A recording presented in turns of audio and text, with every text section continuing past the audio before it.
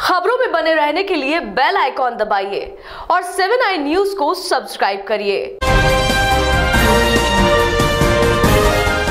भारतीय सीमा में घुसे जिस पाकिस्तानी विमान F-16 को भारत ने मार गिराया था, उसका मलबा पाकिस्तान अधिकृत कश्मीर में मिला है।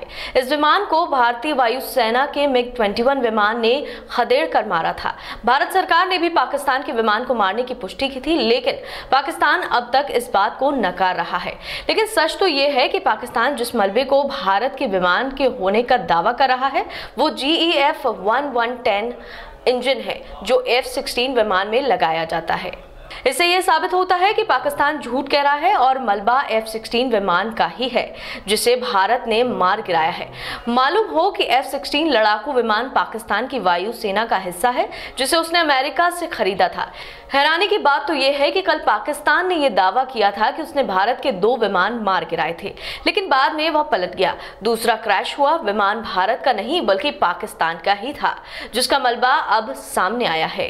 यहाँ तक कि भारतीय वायुसेना ने भी F-16 के मलबे की पुष्टि की है। वायुसेना की ओर से F-16 के इंजन की कुछ तस्वीरें जारी की गई हैं जो मलबे से मिलती हुई नजर आ रही हैं। मलबे के पास पाकिस्तानी ऑफिसर भी खड़े दिख रहे हैं जो नॉर्दर्न लाइट इन्फेंट्री से हैं। मलबे के इस फोटो को पाकिस्तानी मीडिया ने दिखाया था और कहा था कि यह विमान भारत का है, लेकिन अब उनका झूठ बेनकाब हो चुका है। भारतीय वायुसेना ने F-16 का मलबा कंफर्म किया है। पाकिस्तान अपनी नाकामी छिपाने के लिए झूठ पर झूठ बोलता रहा। पाकिस्तानी सेना के मेजर जनरल आसिफ गफूर ने ये कहा कि उन्होंने 2 भारतीय विमान मार गिराए हैं।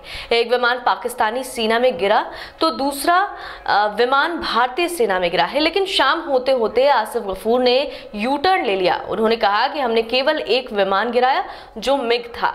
वहीं पाकिस्तान के प्रधानमंत्री इमरान खान ने भी 2 विमान गिराने की बात कही थी जो गलत साबित हुई।